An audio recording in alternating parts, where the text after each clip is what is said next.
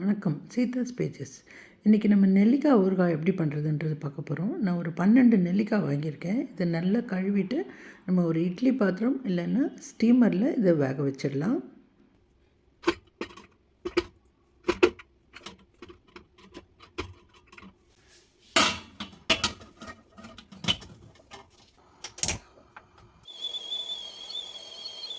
வெந்தயம் 1 டீஸ்பூனு, ஒரு 1.5 டீஸ்பூன் எடுத்திருக்கேன்.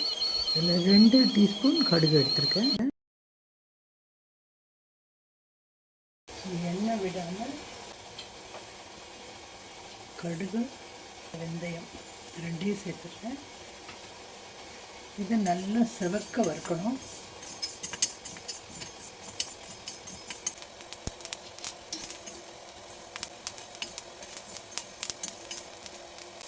நல்லா வெடித்து வருது, நல்லா செவக்க வருது. இந்த மாதிரி வரும்பொழுது தான் நம்ம நிறுத்தணும்.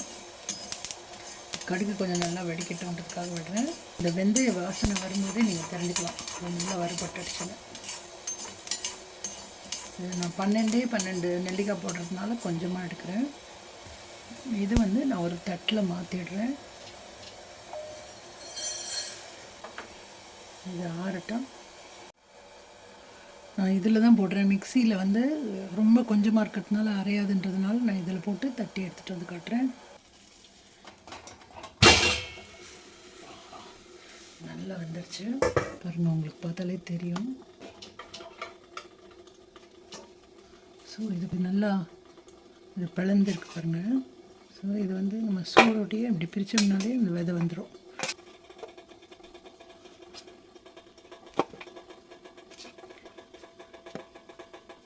இப்படி சூடோடவே எடுக்கிறது ரொம்ப ஈஸியாகவே வரும். இப்படி விதையெல்லாம் பிரிச்சிடணும். இந்த மொத்த விதையும் பிரிச்சுட்டு உங்களுக்கு காட்டுறேன்.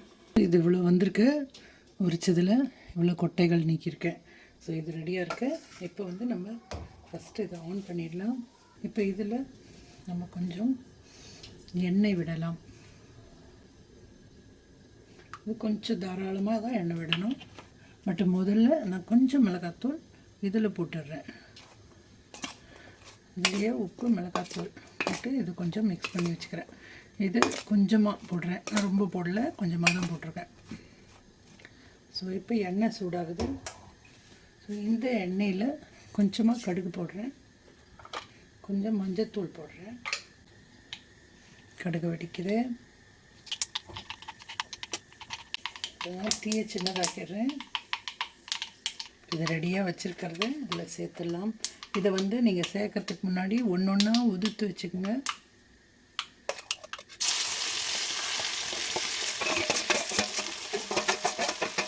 இது ஒருத்தர் ஒரு மாதிரி செய்வாங்க. சில பேர் எண்ணெயை காய்ச்சி இதில் கொட்டிடுவாங்க, அதோட போடணும். இப்படியும் செய்கிறது உண்டு.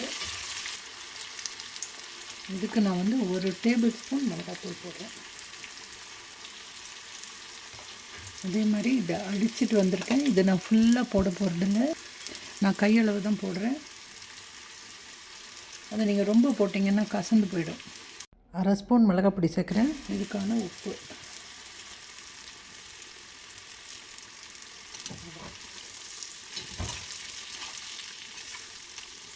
இது கொஞ்சம் எண்ணெய் நான் தாராளமாக தான் போட்டிருக்கேன். ஏன்னா இது கெடாமல் இருக்கணும்னா உங்களுக்கு நிறைய எண்ணெய் இருந்தால் கெடாமல் இருக்கும் எத்தனை நாள் வந்தாலும். இதுலேயுமே நான் கொஞ்சம் பெருங்காயத்தூள் போடுற பழக்கம் உண்டு. அதனால் நான் பெருங்காயத்தூள் கொஞ்சமாக போடுறேன்.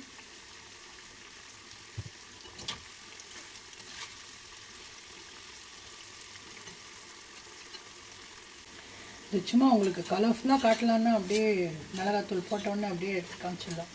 பட் ஆனால் அது ரொம்ப நாள் வராது. நீங்கள் இந்த மாதிரி நல்லா கொதிக்க வச்சு இதுலேயே ஊற வச்சு நிறைய எண்ணெய் விட்டு வச்சுருந்தீங்கன்னா தான் அது ரொம்ப நாளைக்கு வரும். இவ்வளவு தான் என்னுடைய நெல்லிக்காய் ஊறுகாய். இவ்வளோ தான். இது செய்து பாருங்கள். இது உங்களுக்கு தயிர் சாதத்துக்கு, இட்லிக்கு, எதுக்கு வேணும்னாலும் நீங்கள் வச்சு சாப்பிட்லாம். இன்னும் கேட்டால் எங்கள் வீட்டில் சும்மாவே சாப்பிடுவோம். நெல்லிக்காயுடைய டேஸ்ட்டே ஒரு தனி டேஸ்ட்டு. அது இந்த மாதிரி செய்து சாப்பிடும்போது இன்னும் ரொம்பவே நல்லாயிருக்கும். நல்லா வதங்கிடுச்சு. இதை நம்ம ஆஃப் பண்ணிடலாம். ஆஃப் பண்ணிவிட்டு உங்களுக்கு கிளாஸ் பாட்டில் இல்லைன்னா பீங்கானில் ஏதாவது இருந்தால் கூட நீங்கள் அதில் சேவ் பண்ணி வச்சுக்கலாம். இது எவ்வளோ நாள் வேணுனாலும் வரும். இப்போ வந்து வேறு வேறு கிளைமேட்டில் இருக்கிறவங்க கூட நீங்கள் ஃப்ரிட்ஜில் வச்சு எவ்வளோ நாளைக்கு வேணுனாலும் யூஸ் பண்ணலாம்.